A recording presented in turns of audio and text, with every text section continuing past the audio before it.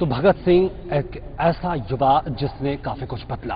राजशेखर जी, आपने काफी कुछ लिखा है भगत सिंह पे, कई सारी बातें निकल कर आई हैं और ऐसा कहा जाता है अभी भी काफी कुछ छिपा हुआ है भगत सिंह के बारे में हमें जानने के लिए। अगर इस सवाल पर दोबारा लौटे कि क्या भगत सिंह को हम आज क्यों याद करें, चाहे शहीदी दिवस हो, चाहे पूरा साल ही क्यों ना हो। देखिए, मेरा ऐसा मानना है कि जिस दिन भगत सिंह को फांसी दी गई थी उसी दिन इस देश की जवानी को फांसी दे दी गई और आज भी जिद्दी बुढ़ापा जीता है और बराबर जीतता चला आ रहा है। भगत सिंह क्यों प्रासंगिक है, ये जानने के लिए सबसे जरूरी है कि उनके विचारक पक्ष को देश के सामने लाया जाए। अभी तक हम लोग भगत सिंह को समझते हैं कि असेंबली में बम फेंक दिया, सैंडर्स का वध कर दिया, एक क्रांतिकारी था, एक हिंसक नौजवान था, ऐसा नहीं। भगत सिंह एक लेखक थे, एक विचारक थे, एक पत्रकार थे, एक चिंतक थे और जिनके सुस्पष्ट, सुसंपादित, सुनियोजित विचार थे। वे मानते थे कि क्रांति तो विचारों की शान पर तेज होती है। वे मानते थे कि मैं मनुष्य द्वारा मनुष्य के रक्त के ही बहाए जाने के खिलाफ हूं। वे मानते थे कि वो आदमी जो खेतों में अनाज बोता है वो भूखा क्यों सोता है, वो आदमी जो कपड़े बुनता है वो नंगा क्यों है, वो आदमी जो मकान बना रहा है वो खुद बेघर क्यों है। वे सत्ता को गोरे हाथों से काले हाथों में आ जाने को आजादी नहीं मानते। वे मानते थे ये तो सत्ता का ट्रांसफर है, ट्रांसफर ऑफ पावर है। इसलिए मैं आज भी मानता हूं कि व्यक्ति की हत्या सरल है, विचारों की नहीं। इसलिए भगत सिंह आज भी जिंदा है और अब उनके विचार ज्यादा प्रासंगिक है जब हम देश में चारों तरफ भय, भ्रष्टाचार, धर्म के नाम पर दंगे, सांप्रदायिक दंगे, हिंसा और जिस तरह का वितंडावाद देखते हैं उसमें भगत सिंह बहुत ज्यादा याद आते हैं क्योंकि वे अपने समय के समकालीन सभी विचारकों से आगे थे। और ये बात आगे जाकर शायद स्पष्ट हो क्योंकि भगत सिंह ने भाषा को लेकर के, भारत की एक भाषा को लेकर एक बात की है। ग्लोबलाइजेशन पर अब उनके लेख निकल कर आते हैं।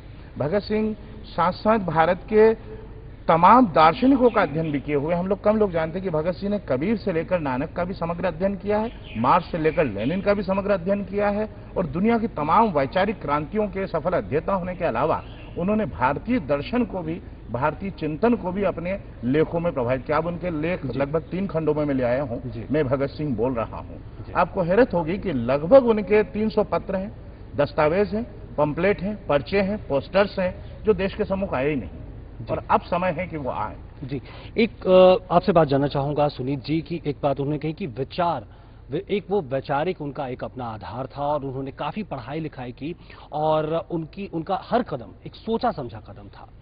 मार्क्सवाद से काफी ज्यादा प्रभावित रहे, मार्क्सवाद को काफी पढ़ा भगत सिंह जी ने। कैसे देखते हैं आप, या मार्क्सवादी जो समूह है, मार्क्सवादी पार्टियां हैं, उनके बीच में किस तरह से आज देखते हैं भगत सिंह को?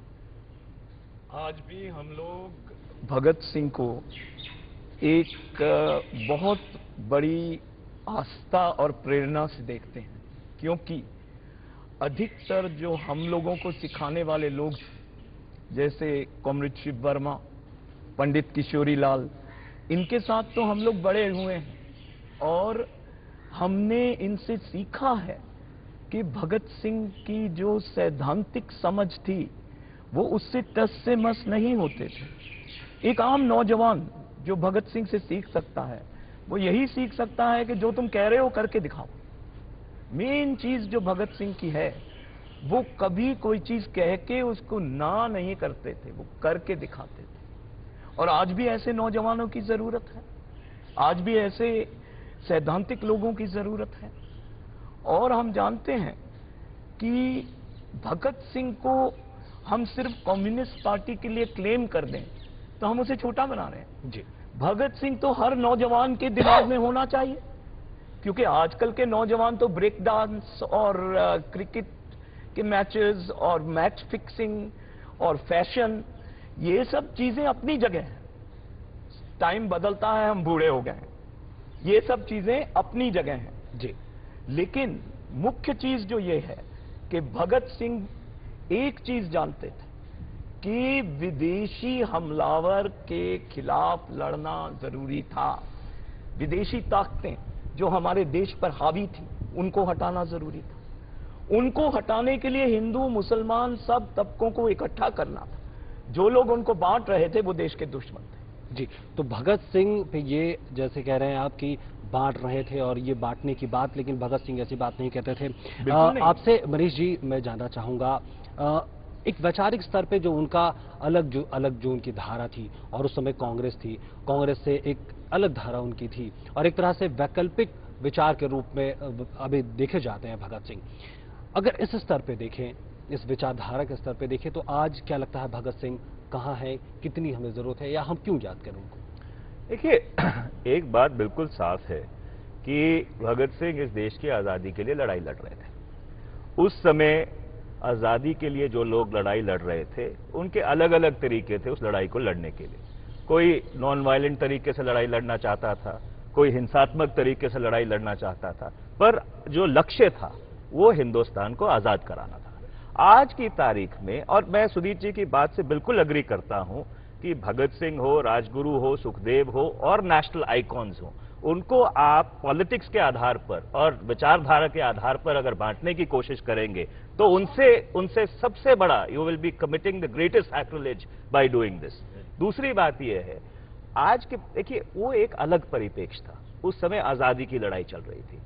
इस देश की सबसे बड़ी ट्रेजेडी ये रही है कि 1947 के बाद हम अपने आप को रीफोकस ही नहीं कर पाए, क्योंकि 1947 के बाद जो प्रायोरिटीज थी, जो पर्सपेक्टिव्स थे, वो पर्सपेक्टिव्स बिल्कुल डिफरेंट थे। तो भगत सिंह को हमको याद करना चाहिए एक नौजवान क्रांतिकारी के रूप में जिसने हिंदुस्तान की आजादी की लड़ाई लड़ी, और सबसे बड़ी श्रद्धांजलि उनको यही होगी कि उनको हम जात, समुदाय, भाषा, प्रांत के स्तर पे ना बांटे और एक नेशनल आइकॉन की तरह देखें। जी, और तो एक बात साफ है कि हम भगत सिंह को विचारधारा, चाहे उनकी कितनी भी अलग हो, लेकिन हम विचारधारा के आधार पे उन्हें किसी एक पक्ष में नहीं रख सकते। भगत सिंह हम सबके थे। यहां पे हम लेंगे एक छोटा सा ब्रेक, और ब्रेक के बाद हम बात करेंगे कि जो भगत सिंह का जो पूरा वैचारिक आधार रहा है उसके पीछे क्या बात थी, और एक पत्रकार के रूप में भगत सिंह काफी मुखर होकर हमारे सामने आते हैं अपने कई लेखों और कई कामों के माध्यम से। यहां पर लेते हैं एक छोटा सा ब्रेक।